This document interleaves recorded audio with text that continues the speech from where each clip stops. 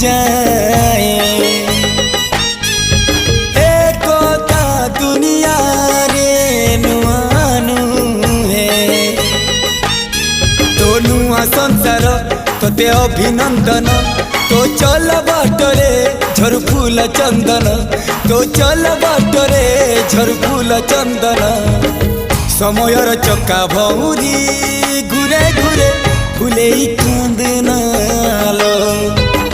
चढ़ीबु तू फूल सवारी धीरे धीरे फुले कांदनालो बाहादर सुख परा विधाता देइछि तोते विरह वेदना सबु सहिबाकु हवा मते।